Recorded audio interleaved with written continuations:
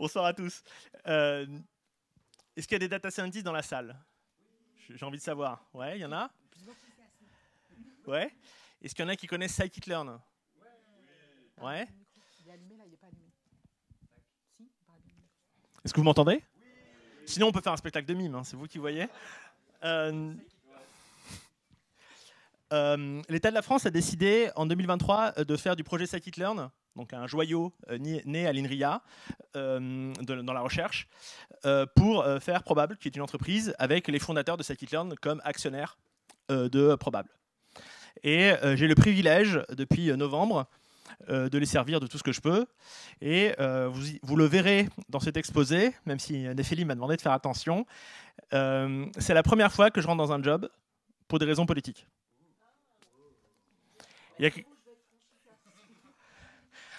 Voter, non. non, je vous parle de politique au sens le plus citoyen du terme. L'intelligence artificielle, c'est quelque chose de très important, qui nous concerne tous.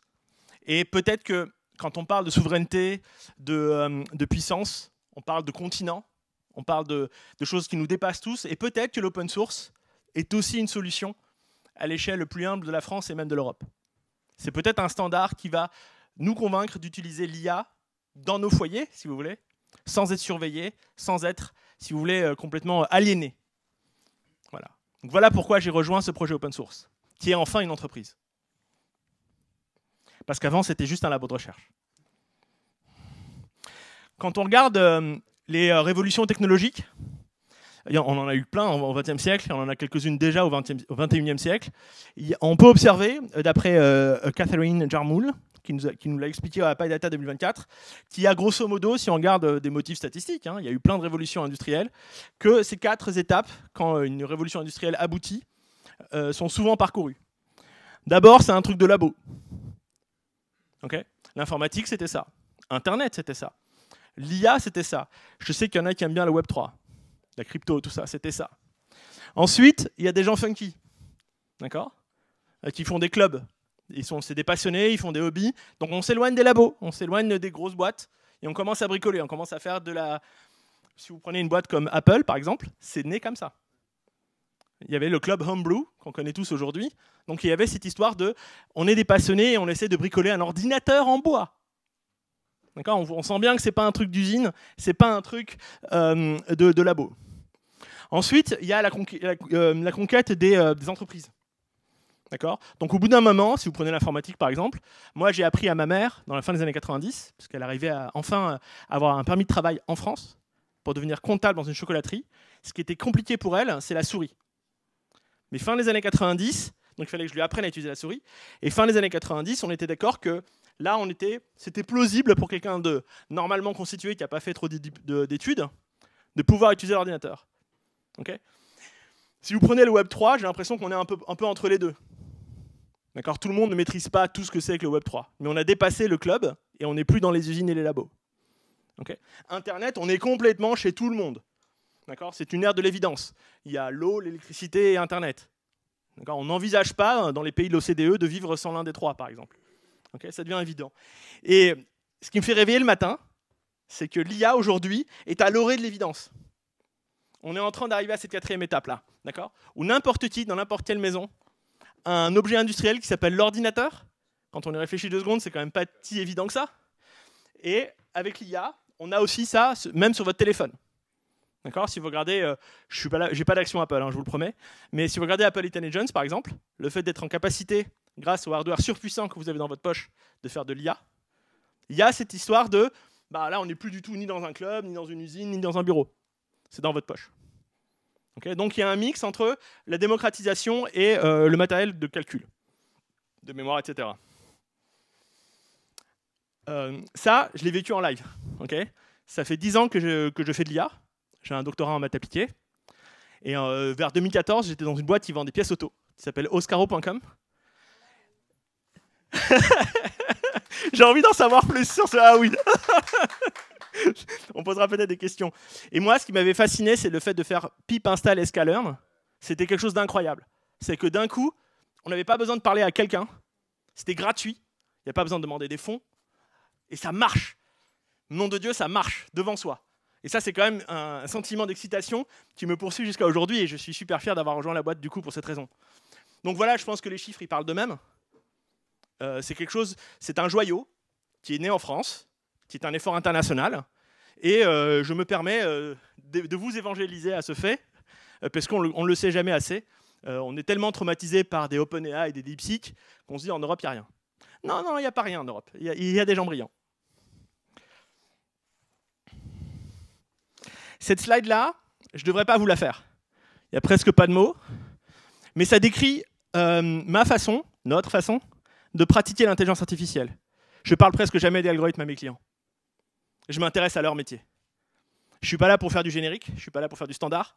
La valorisation boursière de ce que j'ai fait ne dépasse pas les milliards, d'accord. Donc je suis plutôt un praticien de la boutique en sur-mesure. Je ne fais pas de prêt-à-porter.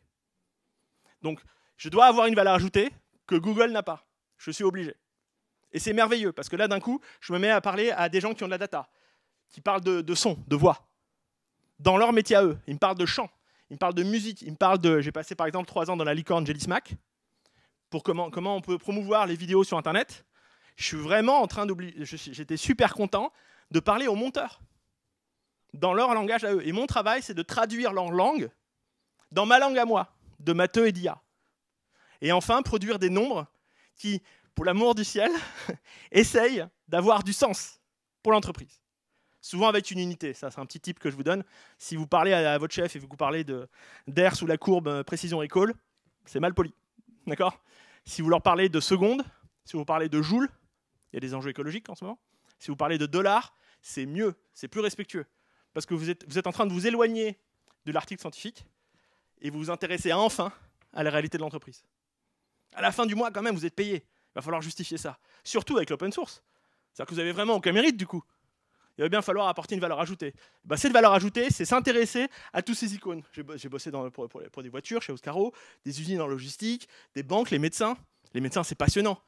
Ils vous expliquent que pour la même différence de concentration de troponine, j'annonce, hein, je fais semblant que je connais. Hein, d'accord ? Ils sont en train de nous dire que, en fait, si c'est pour la même différence, en excès, le type, il va à l'hôpital pour rien. Okay ? En défaut, il va crever. C'est le même nombre. C'est le même nombre. Si vous êtes trompé dans votre prédiction, au signe près, ça change la vie du patient. L'IA doit être au courant. D'accord ? La vie du patient est en jeu. D'accord ? Et ça, je trouve ça passionnant. Je trouve ça génial d'avoir, moi, mon regard de matheux et d'IA sur des problèmes réels de vrais métiers. Donc ouais, je ne travaillerai pas dans un GAFAM. Désolé. Je préfère ma boutique. Merci. Ça, c'est une méthodologie qu'on promeut vachement. Ça, ce type-là, qui a une tête bizarre, c'est Jacobi. D'accord ? C'est un mathématicien du 19e siècle. Et lui, est-ce que quelqu'un le connaît ?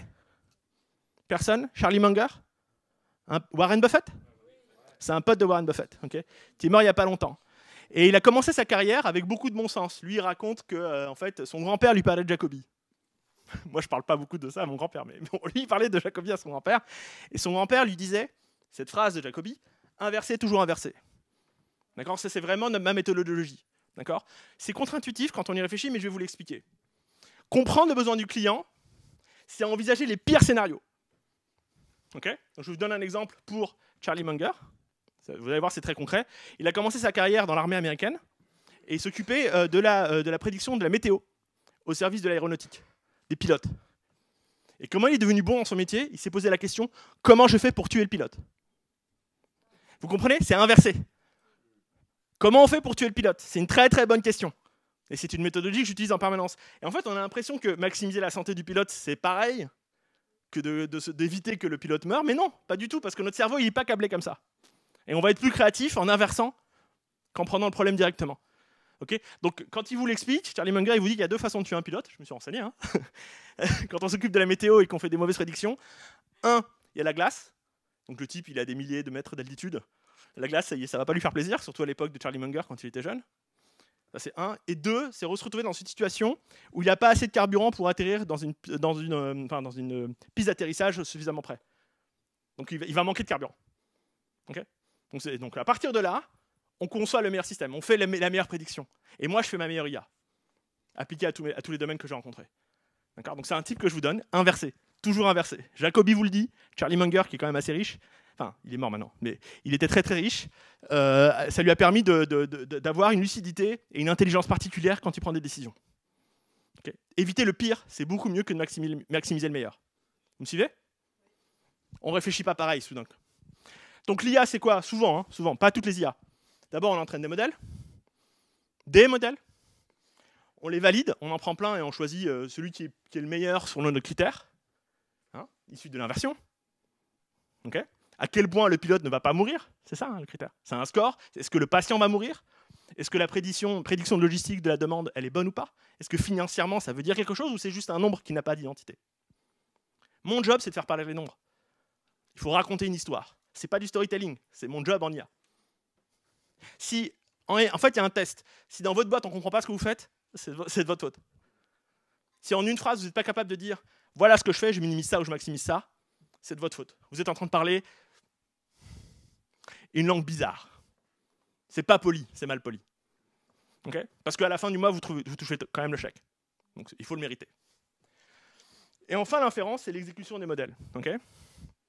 Donc là, vous voulez dire, bah, ok, bon, bah, d'accord, on a décrit l'IA, youpla boum, ça fait des décennies que ça fonctionne, tout va bien, ils eurent beaucoup d'enfants et ils seront très heureux. Mais ça ne se passe pas comme ça. Ok? C'est la rentrée. Vous êtes des enfants, c'est la rentrée, c'est l'école. Okay? Vous êtes terrorisés, vous allez passer un an avec des nouveaux camarades, avec de nouveaux profs.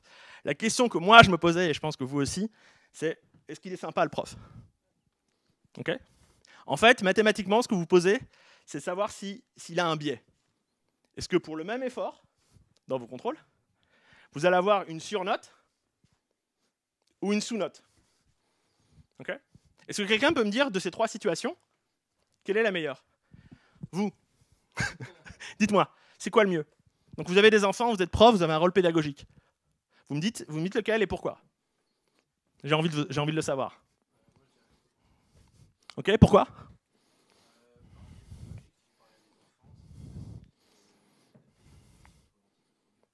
Ok. Oui, pour adapter ensuite. Ok.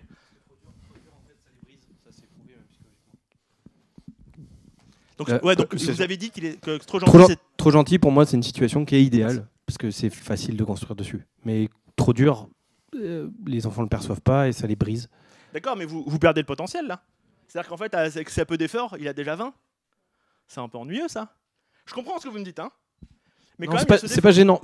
L'exemple sur un enfant est pas bon, je le vois sur un adulte, mais sur un bon, parce que le truc le plus important sur l'enfant, c'est pas la connaissance et le savoir, c'est la confiance en soi. Mais après, c'est un autre débat.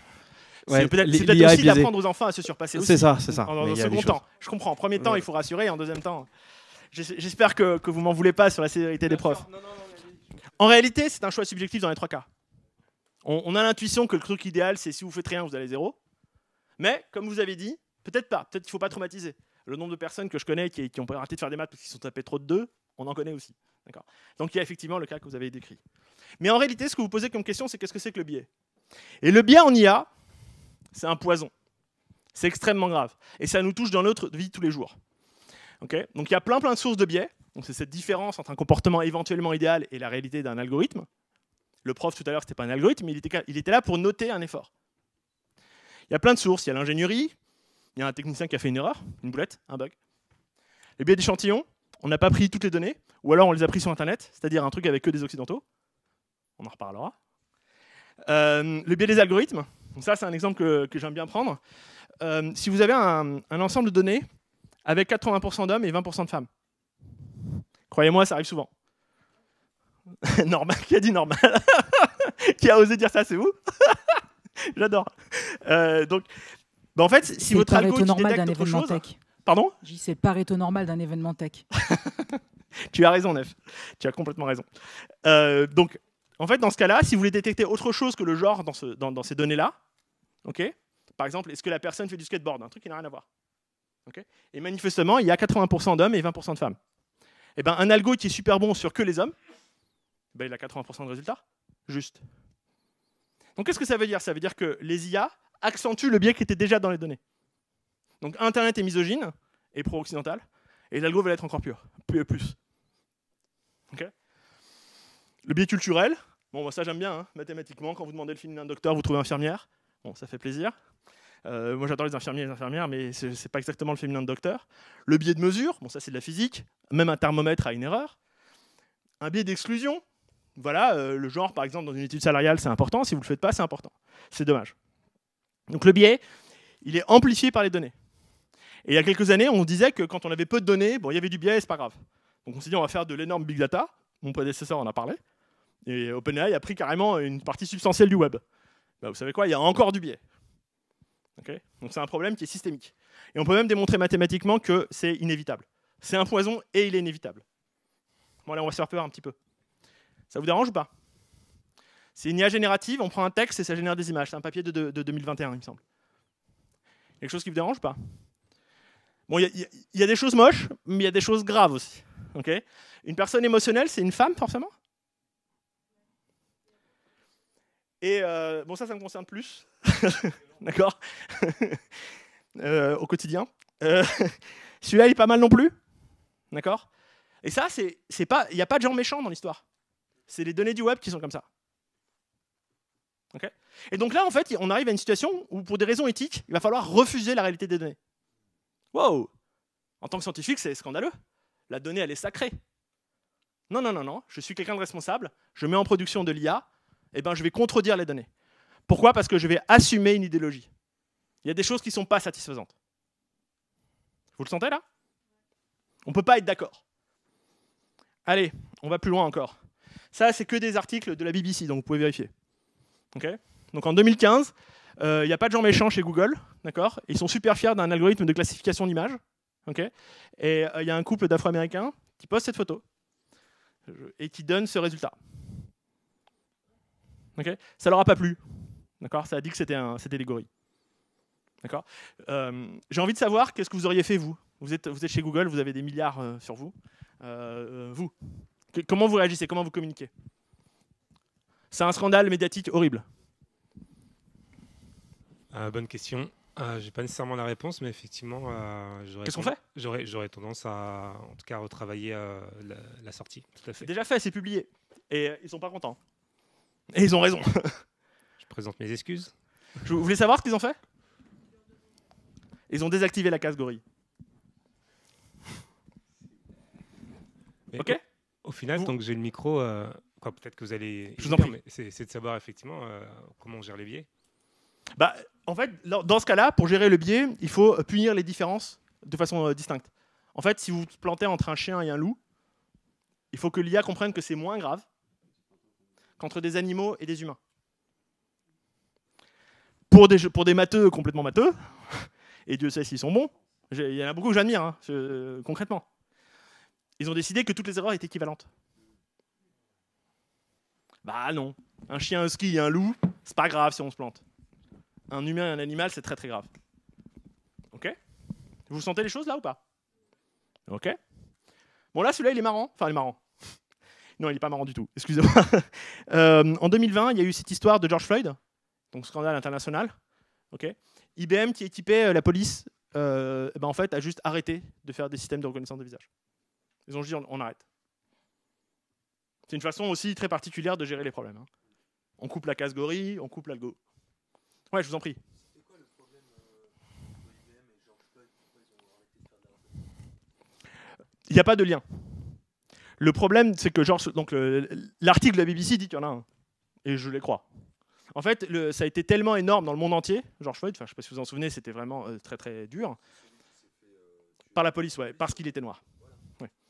Et ben, IBM a décidé, alors que c'est une boîte très respectée, a juste décidé d'arrêter d'équiper la police en reconnaissance de visage pour éviter éventuellement d'autres problèmes un autre jour sur un autre cas. Donc on est dans une politique de la fuite. Hein. Oui, mais pourquoi? Parce qu'il avait été reconnu par non, on ne sait pas. Enfin, moi je pense qu'on ne sait pas, mais il n'y a pas de lien. C'est plutôt ça. C'est plutôt la deuxième option. Okay. C'est un problème d'image. Okay. Moi, ça m'a rendu triste parce que là aussi, j'en admire pas mal des gens chez Facebook de la recherche. C'est une des meilleures recherches du monde, open source d'ailleurs. Je déteste leurs produits, mais la recherche, elle est top. Mais vraiment top. Eh ben, ils ont fait le même problème que Google sur des vidéos. D'accord. Donc l'histoire se répète et elle est bête. Okay. Donc ça veut dire quoi? Ça veut dire que d'un coup, moi, j'avais refusé littérature, philosophie. Je me suis dit, les maths, c'est sérieux? Et là, je me surprends à me poser des questions philosophiques et éthiques. Alors que moi, j'ai tout fait pour éviter. D'accord, mais je suis obligé. Ok, c'est ma responsabilité. C'est votre responsabilité si vous faites de l'IA. Bon, celui-là, il n'est pas piqué des hannetons. Je ne vais pas lire ce qu'il y a écrit, mais vous pouvez le lire. D'accord? Donc Galactica, c'est un LLM qui est sorti juste avant ChatGPT 3.5. Ok? On est en novembre 2022, et en fait, ils sont super contents. Il y a un LLM qui a été appris sur des articles scientifiques. D'accord? Et quand on lui pose une question, c'est merveilleux, il répond. Et c'est pas toujours merveilleux. Vous les lisez, là, les questions ou pas? Ouais, je les lirai pas quand même. Ok. Mais est-ce qu'on est d'accord que du point de vue philosophique, on n'était pas amené à penser que la censure est la meilleure réponse? C'est quoi la bonne réponse, là? Sur ces questions, quel est le comportement de l'IA idéal? Vous le savez ou pas? Ouais, c'est la censure. Et on ne s'y attendait pas. Moi, je veux que mon IA, en tant qu'input-output, je veux mon output. Ben là, le comportement responsable, c'est qu'il n'y ait pas d'output. D'accord? Donc Galactica, c'est vraiment un gros scandale. C'était Meta à l'époque qui faisait ça. Ils ont tout coupé. Hein. D'accord? Plusieurs années plus tard, Gemini 1.5, c'était vraiment l'inverse. C'était vraiment l'inverse. Si vous voyez ces exemples ici, ils sont vraiment ridicules, voire choquants, au nom de ce qu'on aurait pu appeler du wokisme à l'époque. Ok? Il n'y a jamais eu... Enfin, celui-là, il est quand même bizarre, quoi. Tu as franchi beaucoup de lignes rouges. J'ai la bougeotte, Néphilim. Il faut m'accepter comme je suis. Vous voyez cette histoire de perruque, de femmes papes noires? Vous voyez, c'est forcé. C'est une question de curseur. Quel est le curseur idéologique qu'on veut choisir? C'est une question qui n'est pas mathématique. Elle est philosophique et éthique. Et elle nous concerne tous en tant que société. Il y a des solutions open source à ça. Parce qu'en fait, générer une solution, et on a parlé de Generative AI tout à l'heure, c'est difficile. Par contre, prendre plusieurs solutions au même prompt et juger la meilleure, ça va. Et donc en fait, sur ce principe, il y a des toolbox, Fairlearn notamment, qu'on développe aussi chez Probable. Tamara est une employée de chez Probable, qui développe le projet open source Fairlearn. Et en fait, Fair, c'est la notion d'équité. C'est-à-dire qu'au moins, on veut savoir ce qui se passe. On veut savoir si, en fait, il y a trop d'hommes ou s'il y a trop d'occidentaux. Comme ça, on pourrait éventuellement compenser, non pas corriger complètement le biais, mais au moins le diminuer énormément. Okay. Là, je vous parle un peu de philo. C'est la dernière slide, Néphilim. Il y a quelque chose de philosophique, parce que du coup, je m'y suis mis. Je voulais expliquer. Hein. J'ai fait toutes mes études en sorte que je ne le fasse pas, mais en fait, je suis obligé, donc j'ai regardé. Le mouvement philosophique du XVIIIe siècle, les encyclopédistes. Il y a mon ami ici présent qui m'a expliqué que l'encyclopédie, en grec, ça veut dire l'encerclement des connaissances. Il y a des gens au XVIIIe siècle qui se sont dit on va rassembler toutes les connaissances et on va les expliquer sans vulgariser. On va vraiment expliquer comment ça marche la menuiserie à l'époque. Okay? Quand vous regardez la documentation de scikit-learn et de tous les autres projets open source que vous voyez ici, il n'y a aucun moment de la vulgarisation. C'est vraiment la connaissance la plus directe en termes de doc, en termes de programmation. Songez, ce sera ma phrase de conclusion, que pour ouvrir la connaissance, des humains se sont réunis un jour et ont pris une décision complètement non économique, en tout cas à court terme. Ils se sont dit, on va faire apprendre en masse à la population à lire et à écrire. Ça s'est passé. Ça s'est passé à un moment donné. Et en tout cas, en Occident, on en a tous bénéficié. Et c'est complètement absurde d'un point de vue économique. Mais c'est ce qui fait notre puissance aujourd'hui. Et aujourd'hui, avec l'open source et l'IA, je pense que la question va sans cesse se renouveler. Voilà, je vous remercie énormément pour votre attention.